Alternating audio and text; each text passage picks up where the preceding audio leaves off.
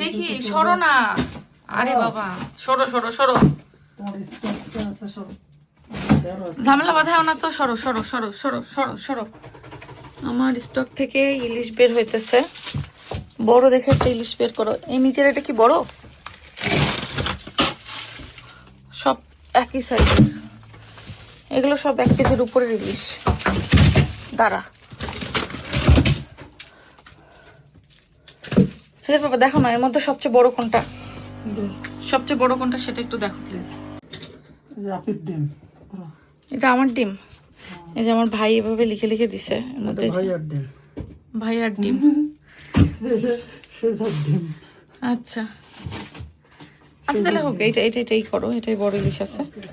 তো আমরা হচ্ছে এই যে ইলিশ বের করতেছি, কারণ বাসায় আমার বোনেরা আসছে, অনেক সিথি ফারজানা পোরা সবাই, তো ওদের জন্য হলো সরিষা ইলিশ রান্না করব।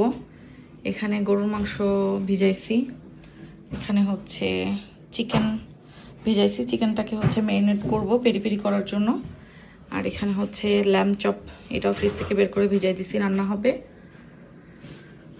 সরিষা ইলিশের সাথে সাদা ভাতই করবো, কারণ সরিষা ইলিশের সাথে সাদা ভাত খেতে বেশি মজা হয়। আর সবাই আমার হাতে সরিষা ইলিশ খেতে চাইছে অনেকদিন ধরে, তো এই জন্য সরিষা ইলিশটার প্রিপারেশন সবার আগে নিব।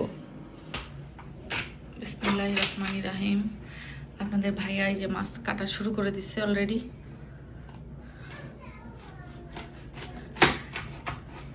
সরিষা ইলিশ মাছটায় অনেক ডিম আছে, ওই জন্য আমার ভাই লিখে দিছিল যে এটা আপির ডিম না, না এটা ভাইয়ের ডিম না, আপির ডিম ছিল, এটা ভাইয়ের ডিম। আচ্ছা, তো বেসিক্যালি হচ্ছে এই মাছগুলো তো বাংলাদেশ থেকে আমার ভাই পাঠাইছিল, তো আমরা বলছিলাম যে কিছু মাছ যেন ডিম আলা দেয় আর কিছু মাছ ডিম বাদে, তো কারণ হচ্ছে ডিম খেতে আবার মজা লাগে।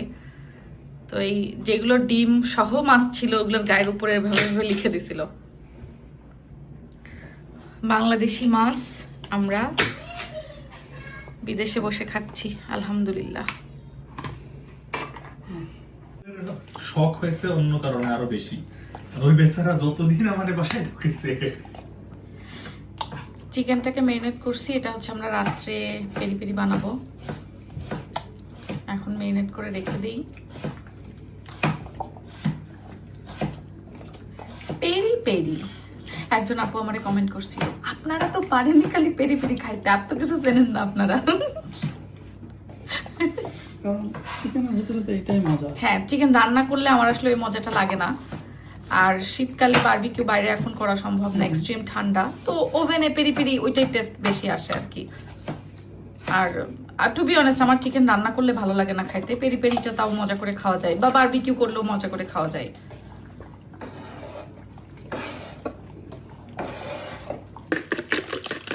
আমি এখন বানাবো হচ্ছে পুডিং, তো পুডিংয়ের জন্য হলো ডিম এখানে আমি হালকা করে একটু ফাটাই নিলাম, আর দুধটা আমি ঘন করে জাল করে তারপরে ঠান্ডা করে নিছি একদম।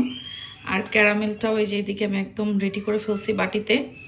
এবার জাস্ট ডিম, দুধ, আর এর মধ্যে একটু ভ্যানিলা এসেন্স দিছি, আর দুধের মধ্যে আমি যতটুকু মিষ্টি দরকার চিনি দিয়ে জাল করছিলাম।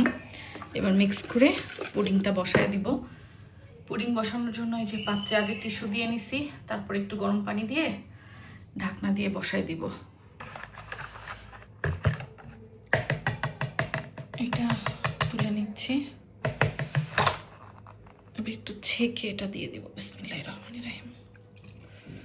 যাতে কোনো লাম্পস না হয় এই জন্য হচ্ছে ডিম আর দুধ মিক্স করে আমি তারপরে ছেঁকে দিই, তাহলে একদম স্মুথ হয় পুডিংটা। বাহ, আজকে একেবারে অ্যাকুরেট ডিম আর দুধের মিক্সনটা বাটি ভরে হয়েছে, অন্যদিন একটু কম বেশি হয়। বাটি ভরতে একটা বড় পুডিং হয়ে যাবে। ব্যাস, এটাকে ঢেকে দিলাম। এই পুডিংয়ের বাটিটা না আমি বাংলাদেশ থেকে নিয়ে আসছিলাম, কারণ এইরকম বাটি ইউকেতে আমি এখানে আসলে পাই নাই কখনো। তা আমার কেন জানি মানে বাংলাদেশ থেকে যখন আমি আসছিলাম ইউকেতে প্রথম, আমার লাগেজের মধ্যে আমি এই পুডিংয়ের বাটিটা রাখছিলাম। আমার মনে হয়েছিল যে এরকম বাটি কি ইংল্যান্ডে পাওয়া যাবে, আল্লাহ জানে। পুডিং অনেক রকম বাটিতেই বানানো যায়, বাট আমার এই বাটিটা পুডিং বানানোর জন্য মোস্ট ফেভারিট। আছে না যে সংসারের কিছু জিনিসের উপরে খুব বেশি মায়া থাকে, টান থাকে। তো আমার মানে বিয়ের পরপরই অনেক আগে, আজ থেকে প্রায় 11-12 বছর আগে এটা কেনা ছিল। তো আমি বাংলাদেশেও এটা ব্যবহার করতাম। এই বাটিটা অনেক পুরনো, সেইটাই আমি সাথে করে ইংল্যান্ডে আনছিলাম। ইংল্যান্ডেও এখন এই যে 6 বছর মতো এই পুডিংয়ের বাটিটা দিয়ে আমার পুডিং চলে বানানো। এটা ছাড়া অন্য কোনো বাটিতে আমি বানাই কমফোর্টেবল হই না। এবার আমি এখান থেকে একটু পানি দিয়ে দিব, একটু গরম পানি দিছি।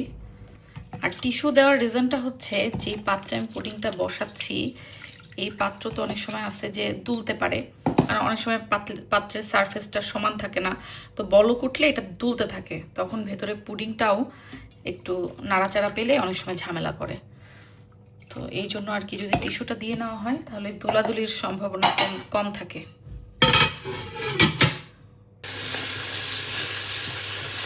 এবার আমি মশলা কষাচ্ছি হচ্ছে ল্যাম্ব চপ রান্না করার জন্য। একটু পানি দিয়ে ভালো মতো মশলাটা কষিয়ে নেব।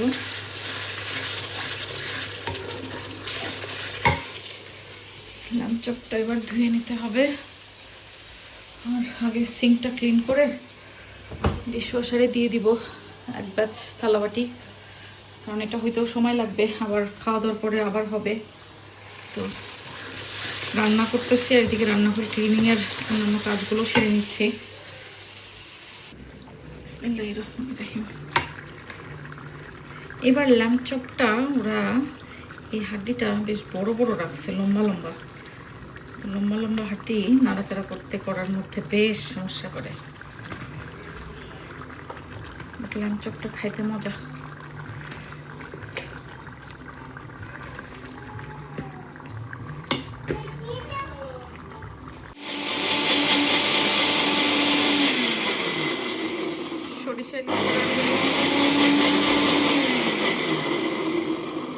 সরিষাটা ব্লেন্ড করে নিচ্ছি, সরিষা ইলিশ করব।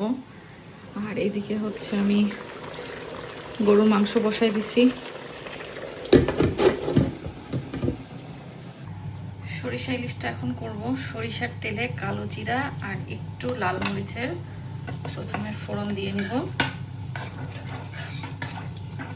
আমি সরিষা ইলিশে কিন্তু কোনো পেঁয়াজ রসুন এগুলো কিচ্ছু দেই না। সরিষা ইলিশ মানে এটার মধ্যে পুরো দমে একদম সরিষা আর ইলিশেরই ফ্লেভার থাকতে হবে, অন্য কোনো মশলার ফ্লেভার থাকলে আসলে ওটা যায় না। এবার দিয়ে দিচ্ছি হচ্ছে এর মধ্যে ইলিশ মাছ, একটু লবণ আর হলুদ দিয়ে মাখায় নিয়েছিলাম সেটা।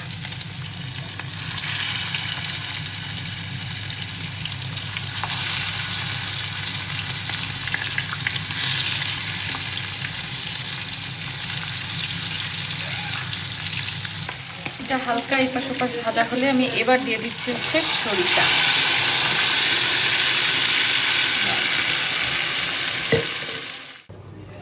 একটু কাঁচামরিচও দিয়ে দিয়েছি আস্ত। ব্যাস, এবার আমার সরিষা ইলিশ রান্নাটা শেষ। এভাবে ঢেকে আর 2 মিনিট জ্বালাবো। আর এদিকে গরুর মাংস কষানো হচ্ছে।